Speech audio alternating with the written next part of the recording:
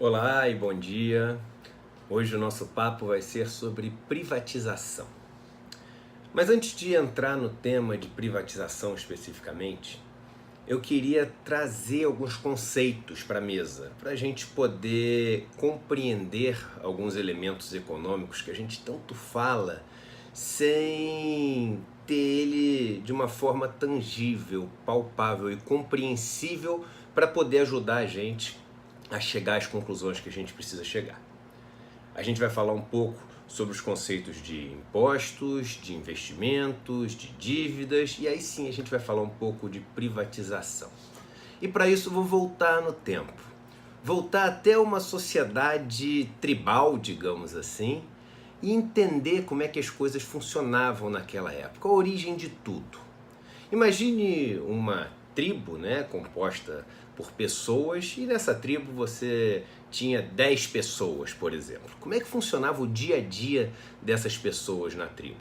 Essas pessoas se mudavam para um lugar, chegavam num lugar e tinham que viver daquilo que elas tinham naquele lugar, de colher frutas, de pegar água do riacho ou do lago ali, de matar alguns animais para poder comer, da caça que elas tinham. Só que existiam algumas regras para que a chance dessa tribo sobreviver fosse maior. Então, por exemplo, existia um elemento que era um elemento de redistribuição daquela riqueza que era encontrada ou gerada. O que isso quer dizer? Quer dizer o seguinte: se alguém pegasse e caçasse alguma coisa, essa caça ela era entregue para o líder daquele grupo, que pegava a caça e distribuía por todo mundo. É engraçado, a gente vê hoje às vezes uns programas na televisão, naqueles canais lá que mostram os animais caçando, etc. E com os animais é muito assim, né? Um animal pega a caça, todos se juntam e eles dividem ali. E por que isso era feito? Porque na época o pessoal era socialista, não tinha nada a ver com isso. Isso era feito assim porque isso aumentava as chances de todos ali no grupo sobreviverem. Porque ninguém consegue caçar o urso todo dia, né? Você um dia deu a sorte de encontrar o urso e um dia deu a sorte de conseguir caçar o urso. Isso não acontece todo dia. Se você dependesse só do urso que você caçasse, você ia morrer, né? Então as pessoas elas aceitavam abrir mão daquilo que elas tinham gerado de riqueza, para que isso fosse distribuído para todo mundo, inclusive para elas, claro, porque elas sabiam que adiante elas iam precisar da riqueza que os outros gerassem também. Então existiam dois conceitos aí, um de redistribuição e um de reciprocidade. E elas entendiam também que um grupo era tão mais forte como mais forte eram todos os elementos do grupo. Ou em outras palavras, né, a força do grupo era dependente da ponta mais fraca do grupo. Quanto mais forte fosse a ponta mais fraca, ou o elo mais fraco, mais forte seria o grupo. Então você tinha que fazer com que o mais fraco fosse o mais forte possível. Não era de interesse nenhum do grupo, por exemplo, que 5 pessoas juntassem a comida toda e 5 morressem de fome. Porque uma tribo de 10 pessoas, quando elas passassem a ter 5 pessoas, tinha menos chance para poder sair para caçar, ou seja, menos chance de achar um urso, tinha menos defesa para se outra tribo viesse invadir e tentar sequestrar, roubar os bens delas ou simplesmente travar uma batalha ali. Então era importante fazer com que todos do grupo tivessem bem fortes e vivos. E daí a gente tira alguns importantes conceitos, né? O primeiro são os impostos que passaram a existir num dado momento da história. O que são os impostos? Os impostos nada mais são do que um elemento de redistribuição para garantir que todos dentro de um grupo, né, possam ter acesso a uma capacidade, aos elementos básicos para serem fortes o suficientes para darem sua contribuição para o grupo e o grupo ser o mais forte possível. Essa é a função dos impostos, essa função redistributiva, que fica muito fácil da gente entender quando a gente olha para esse exemplo dessa sociedade tribal que a gente tinha antigamente. E esses impostos, eles são feitos, eles são criados também, eles existem também, para fazer com que constantemente exista uma taxa de investimento nesse grupo. E aí a gente vem para o conceito de investimento. O que é investimento, né? Investimento significa você abrir mão de alguma riqueza que você tem hoje em dia, ou seja, se tornar-se mais pobre de um pedaço de uma riqueza que você tem hoje em dia, esperando que isso lá na frente vá voltar como uma riqueza maior. Então todo investimento significa abrir mão de algo que você tem hoje, mas com a esperança, com a expectativa de que isso volte maior lá na frente. E as sociedades, os grupos, etc., eles precisam estar sempre investindo. E por que eles precisam estar sempre investindo?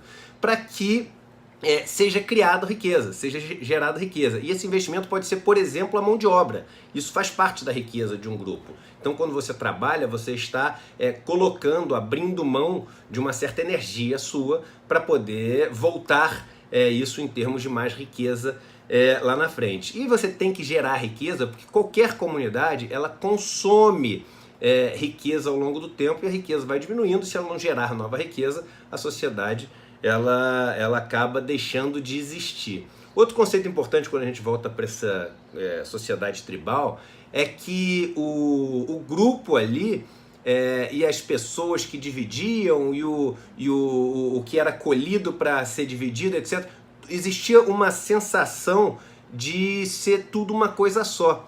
Em outras palavras, o Estado, que não existia naquela época, ou seja, o poder jurídico, né, a figura jurídica que existia, que era que distribuía tudo, ela era simplesmente uma continuação da nação, que eram as pessoas, que era o grupo. Que nação é isso, nação é um grupo de pessoas que está ali unido, e Estado é a pessoa jurídica que representa esse grupo de pessoas. Então um era meio que uma continuação do outro, eram coisas muito interligadas. Pois bem, num dado momento houve uma grande mudança de paradigma no mundo, que você passou a ter a propriedade privada, né? Então você passou a ter pessoas que eram donas de pedaços de terra, donas de meios de produção e etc. E isso fez com que esse processo ele ficasse um pouco diferente do que era antigamente. E você passou a ter alguns núcleos dentro dos grupos, tendo como objetivo não fazer com que o grupo fosse cada vez mais forte, mas com que esse núcleo, essa pessoa, esse indivíduo, essa família, essa empresa, fosse cada vez mais forte, cada vez maior. E, além de encontrar riquezas na natureza, elas passaram a encontrar riqueza nos outros indivíduos do mesmo grupo, né? O que, pensando assim nessa cadeia lógica, parece até uma coisa absurda. Pô, mas como é que você chama de mesmo grupo, então, se um está pegando riqueza em cima do outro, etc. Mas é assim que as coisas funcionam. Mas você continuou tendo, misturado com isso, o poder público. O que era o poder público? Era uma organização que funcionava igualzinho lá na época dos nossos antepassados tribais, que reunia um pouquinho do que cada um caçou, né, gerou de riqueza, e redistribuía para todo mundo, para o grupo continuar forte. E isso passou a ser o poder público, passou a ser o que a gente chama hoje em dia de Estado, com essa função redistributiva. Mas você tinha o Estado de um lado e do outro lado esses núcleos que passaram a ter esse objetivo de ser cada vez maiores, de acumular cada vez mais riqueza, independente de onde vinha essa riqueza. E aí esse grupo teve uma ideia em algum momento brilhante. E essa ideia foi a seguinte: olha, eu tenho como usar o Estado para ser um coletor de riquezas e um canalizador dessas riquezas para aumentar a minha riqueza pessoal em detrimento da do grupo. O que é uma maluquice, pô. Como é que eles conseguiram fazer isso? E a principal maneira que eles conseguiram fazer isso foi endividando o Estado. E como é que eles colocaram esse vírus nesse programa, né? Que é como se eu tivesse um programa de computador que você colocou um vírus e esse vírus vai crescendo, crescendo, de repente toma o controle todo do programa de computador. Chegava num dado momento onde aquele grupo de pessoas, né, aquela nação, era convencida de que precisava progredir, de que precisava ir atrás do progresso. E ao precisar progredir, os indivíduos que já eram indivíduos que tinham mais posses, mais ricos, né, que tinham mais riqueza naquela população, naquele grupo, chegavam e falavam assim: olha, o nosso grupo inteiro precisa progredir, precisa gerar mais riqueza, e o investimento para esse progresso tem que vir do poder público, tem que vir do que junta de todo mundo. Por que que tem que vir do que junta de todo mundo? Porque vai ser algo que vai beneficiar todo mundo. Mas esse progresso que a gente tem que ter é muito grande ou é esse tipo específico de progresso e o poder público não tem dinheiro para isso. Mas nós temos a solução. A gente empresta para você, poder público, as riquezas que a gente tem. Mas depois, quando você gerar todas essas riquezas, você tem que devolver para a gente isso que a gente emprestou para vocês. E aí pronto, está colocado o vírus no sistema. Você começa a endividar o poder público, endividar, ele vai ficando cada vez mais endividado, até que chega num ponto onde o poder público fica tão endividado que toda a riqueza que é coletada de todos os indivíduos do grupo, ela não serve mais para aquela redistribuição para os elementos mais fracos, mas sim para honrar aquela dívida que foi feita lá no começo, que se tornou gigante por causa do acúmulo de juros, desse poder dos juros compostos, de juros sobre juros. Então o Estado passa a ser um elemento canalizador de toda a riqueza das pessoas mais pobres para as pessoas mais ricas. E aí, uma das soluções, aí o Estado fica absolutamente falido, sem capacidade de investir, e aí que acontece, chegamos na privatização, uma das coisas que acontece são essas pessoas mais ricas chegarem para o Estado nesse ponto onde o endividamento fica enorme, o Estado perde sua capacidade de gerar riqueza e fala o seguinte, olha, você tem esse problema aí. E as pessoas se esquecem que quem gerou esse problema é o mesmo cara que está oferecendo a solução. E fala o seguinte, olha, mas uma das soluções que você tem é o seguinte, o que você tem aí que você já coletou de todo mundo? Me diz os ativos que você tem. Faz o seguinte, vende isso para pagar sua dívida e aí você resolve o problema. E aí você consegue um mecanismo que, na verdade, coletou montanhas de riqueza, ou seja, os ativos que tem em poder do Estado, e transfere isso para a iniciativa privada, fazendo com que a equação termine toda bem feita. Então a privatização nada mais é do que isso. Você pegar ativos que foram criados pegando um dinheirinho de todo mundo e transformar esses ativos, transferir esses ativos para a mão de pouquíssimas pessoas, que são as pessoas que emprestaram dinheiro lá atrás, que virou essa montanha aí. Aí você deve estar pensando, não, mas não é isso, porque você, quando privatiza, a empresa privatizada não vai para essas pessoas, vai para outros grupos, mas são grupos privados também, que também são donos dessas dívidas, e o dinheiro que é coletado com isso que é o dinheiro em troca desses ativos, né, que você vendeu de todo mundo, não vai para todo mundo, vai só para um grupo de pessoas que tem essa dívida. E aí a gente chega no caso brasileiro, né, onde hoje em dia fala-se tanto de privatização, que o Estado está falido, etc. Muito parecido com toda essa historinha que eu acabei de contar. E aí você tem duas situações. Uma situação onde você tem alguma empresa que realmente está consumindo cada vez mais essa riqueza pública, ou seja, uma empresa está dando prejuízo todo ano, etc., e não está contribuindo em nada para o poder público. Pode ser que seja uma empresa que esteja dando prejuízo, mas que seja essencial para fazer com que todas as pessoas daquele grupo, daquela nação, tenham uma condição melhor de viver, uma capacidade maior de poder exercer suas funções no dia a dia de uma maneira justa, de uma maneira igual, né? Vamos ter na cabeça que empresa pública não existe só para dar lucro. Isso é uma ideia que a gente tem, que a gente traz da iniciativa privada. As empresas públicas existem para fazer com que oportunidades e que condições sejam mais bem distribuídas e que todos no grupo tenham uma força maior. Então tem empresas que, se elas têm essa característica de dar prejuízo, né, e de não dar condições ou coisas que a sociedade precisa, principalmente as pessoas mais fragilizadas da sociedade, faz sentido você se livrar daquilo. Particularmente essas empresas normalmente não têm valor nenhum, né? Agora, o que a gente está falando de privatizar, por exemplo, a Caixa Econômica Federal, eu estou gravando esse vídeo principalmente porque eu recebi assim, centenas de pessoas pedindo para eu gravar um vídeo sobre a questão da privatização da Caixa, a gente está fazendo exatamente o contrário.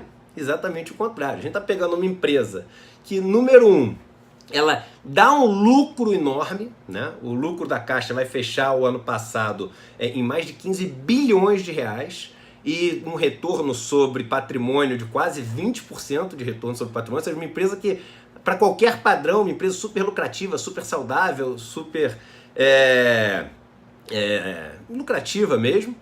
E, além disso, cumpre um papel essencial de levar condições para muitas pessoas no Brasil que não têm condições de ter algum acesso a esse mercado financeiro, a esse não só o mercado de investimentos, mas o mercado do dinheiro, a ter um financiamento para comprar uma casa, a conseguir juntar algum dinheiro, poupar algum dinheiro e coisas do gênero. Aí você chega nessa empresa, nesse bem que é de todo mundo, que vale um dinheirão. Só para vocês terem ideia, o Banco do Brasil, por exemplo, ele vale quase 150 bilhões de reais. O que isso quer dizer? Quer dizer o seguinte, se eu privatizo o Banco do Brasil, que é quase R$1.000 de cada brasileiro, esse dinheiro que você tem, que é seu, ele vai 100% para as pessoas que endividaram o país. Para as pessoas que têm essa dívida. Por exemplo, eu tenho um monte de investimento em título público brasileiro, então vem para mim. Esse vai zero para você. Zero. E hoje em dia, com a emenda constitucional 95, se a gente diminui despesa, até pode ir alguma coisa para educação, saúde, etc. Mas se não é diminuição de despesa, e quando você vende uma empresa dessa que dá um monte de lucro, você não está diminuindo despesa, você só está gerando receita a mais, o dinheiro vai 100% para pagar juros. Então você está deixando de ter para os brasileiros todos uma empresa que oferece condições de acesso a um mercado que é extremamente cruel e você tem ainda um poder do Estado de diminuir, se você quiser, essa crueldade e interrompendo isso para pegar um dinheiro que vai só para as pessoas mais ricas e deixando essas pessoas mais fragilizadas na mão de empresas que vão comprar, que só tem um objetivo. E aí eu quero que vocês acreditem, empresa privada só tem um objetivo, é só lucro. É só lucro. E, primeiro, vão entrar bancos estrangeiros no Brasil, vai ter mais competição. Foi assim quando entrou o Citibank, quando entrou o HSBC, quando entrou o Santander. Diminuiu os seus juros do cheque especial? Não diminuiu nada. Entendeu? Você ficou com mais condições de financiamento e não ficou. Então é o seguinte, gente, não vai mudar nada em termos de melhorar as condições para vocês. Mas agora os juros para a classe média vão ser de mercado. Você já está vendo aí assim, mas eu nunca vou ganhar os R$1.000 que você falou, que é a minha parte lá na empresa. Mas você ganha sim. Ganha, por exemplo, quando você tem um juros subsidiado para a classe média, fazendo com que ela tenha acesso a ter uma casa própria, por exemplo, ter onde morar e não seja endividado para sempre, um escravo econômico, porque ela tem juros um pouco mais baixos naquilo. É uma maneira de você redistribuir renda também. Você interrompe esse processo de redistribuição de renda quando você faz um negócio desse. Então, você está eliminando esse agente que em muitos lugares do Brasil só chega a Caixa. O próprio novo presidente da Caixa falou no discurso dele de posse, tem os índiozinhos que só chega a Caixa lá. Pois é, coitado dos índiozinhos, porque agora vai ser um banco privado que só tem objetivo de lucro, que vai ver os índiozinhos como um monte de saquinho de dinheiro. E só faz sentido atender o índiozinho se o índiozinho for um cara que vai dar para enfiar nele seguro de vida, título de capitalização, tudo mais, que o cartão de crédito pro índiozinho, tudo que você puder vender pro índiozinho. Entendeu? Porque não tem mais sentido ser aquele que provê uma solução para tornar a vida do índiozinho melhor. O índiozinho passa a ser mais um adversário quase seu, onde você quer criar mais uma montanha de riqueza para um grupo que já tem uma montanha de riqueza, que é isso que vai acontecer. Os grupos que compram são grupos que têm montanhas de riqueza. Então isso é de um absurdo tão grande e assim, e não dá para esperar outra coisa, porque tanto o presidente da Caixa quanto o ministro da Economia são dois banqueiros, né? Então são duas pessoas que viveram fazendo isso a vida inteira. Então isso que está acontecendo com a Caixa Econômica Federal, isso é assim, é uma maluquice total. A gente está pegando um ativo que é de todo mundo, que vale um dinheirão, que dá super certo, que tem um lucro enorme, e fazendo o seguinte, transferindo isso para as pouquíssimas pessoas que têm uma dívida com o Estado e transformando toda essa população brasileira em fonte de enriquecimento desses caras que vão comprar a Caixa. Isso, assim, cada vez mais a gente mostra menos esse poder de mobilização, mas as pessoas tinham que se mobilizar, tinham que fazer greve, tinham que parar o país. Os trabalhadores da Caixa tinham que se mobilizar, o brasileiro em geral, porque a Caixa não é só dos trabalhadores, é de todo brasileiro. Gosto de pegar um exemplo, por exemplo, a Suécia e a Noruega são países que hoje todos nós invejamos, estão entre os 5 países que tem todos os melhores indicadores do mundo, né, de qualidade de vida, eles tinham uma pobreza extrema no começo do século XX. As pessoas não sabem disso. No final do século XIX, começo do século XX, eram países extremamente pobres. E ali, na década de 30, você teve, com movimentos sociais, com greves, paralisações, etc., a tomada do poder dos trabalhadores, dos partidos sociais democratas, que não tem nada a ver com PSDB. PSDB virou uma sigla, né? Quer dizer, era uma sigla, virou um nome, não quer dizer mais uma sigla.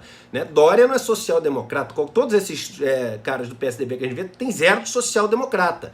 Né? Social-democracia foi isso que você tinha lá atrás, onde esses trabalhadores tomaram o poder, e aí quando eles tomaram o poder, eles fizeram uma sociedade muito mais equalitária, que tem pessoas ricas, tem pessoas pobres, tem meritocracia, tem tudo isso, mas existe uma participação muito maior no Estado para, igual naquelas nossas sociedades tribais, fazer com que as pessoas que têm menos condições possam ter mais condições e viver num mundo mais justo. Então, mas o que eles fizeram naquela época?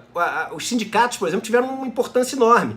Eles deixaram de cobrar taxa, ou passaram a aceitar membros que não pagassem taxa também. Tinha alguns que pagavam taxa, lógico, a estrutura tem que conseguir se manter, mas aceitavam membros que também não pagavam taxa. Então, eu acho que chegou a hora no Brasil desses grupos, dos sindicatos, das associações, dos trabalhadores, serem muito mais unidos, mostrarem que não são grupos que só existem para ser caça-níquel, mostrarem que são grupos que existem para efetivamente defender aquilo que é público, defender aquilo que é de todo mundo. Entendeu? E quando a gente vai defender o trabalhador, parece que é marxista, comunista, por isso que eu estou tentando usar outras palavras aqui, mas na verdade, sim, defender mesmo o trabalhador, né? Que é isso que na prática tem que acontecer. Então eu acho, uma pena que não somos ainda milhões, né? Mas podemos ser. Éramos quase nada há pouco tempo atrás, somos quase 100 mil hoje aqui, e podemos ser alguns milhões daqui a pouco, mas a gente não deveria deixar acontecer essas privatizações, como a da Caixa, por exemplo. Isso vai tornar a vida de todos os brasileiros, classe média e classe baixa, pior, porque um banco a mais não vai mudar em nada o nível das taxas de juros, não vai mudar em nada o nível de financiamento, vai piorar, e o exemplo que a gente tem são os bancos que já entraram no Brasil, novos, que não mudou nada, e vai piorar muito o acesso, principalmente em lugares onde a Caixa é meio que monopolista, só tem ela. Então eu acho que chegou a hora da gente começar a pensar de uma forma mais inteligente nessa organização que a gente tem para não deixar que esse tipo de coisa aconteça. Bem, gente, desculpa, hoje eu passei um pouco do tempo que normalmente eu passo falando aqui no grupo, mas tem coisas que eu acho que vale a pena a gente explicar de uma forma mais detalhada. Tinha um professor, um ex-chefe meu, que foi professor meu também na vida, que ele falava o seguinte: Eduardo, me explica devagar que eu entendo rápido. E eu acho que na vida muitas vezes é assim mesmo.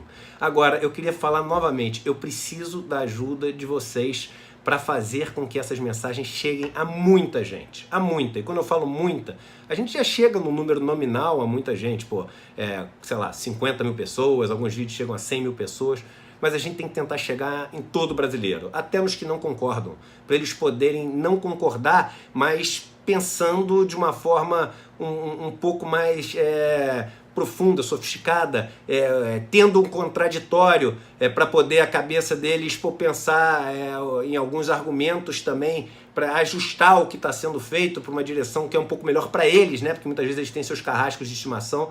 Então eu conto com a ajuda de vocês para ajudar a espalhar essa mensagem, compartilhar, para poder chamar amigos para assinar esse canal, para a gente poder formar realmente um movimento. Eu falo isso, eu considero vocês embaixadores desse canal, embaixadores dessa mensagem. Então assina o canal se você não assinou, curta, é importantíssimo ter muita curtida, porque isso joga no algoritmo e aí os vídeos começam a ter uma visualização muito alta, e convidem amigos para curtir e compartilhar o canal. É muito importante que vocês façam isso, compartilhando essa mensagem para todo mundo. E não vamos perder a esperança não. Foram os momentos mais difíceis que todos esses países passaram. Eu dei o exemplo hoje da Suécia e da Noruega, que eles conseguiram virar o jogo e transformar os países em menos de 100 anos nessa maravilha que eles se tornaram hoje em dia. A gente pode fazer igual. Se não der para mim, para os meus filhos, para os meus netos, eu tenho certeza que dá. Mas começa agora. Um abraço, gente, e um bom dia para vocês.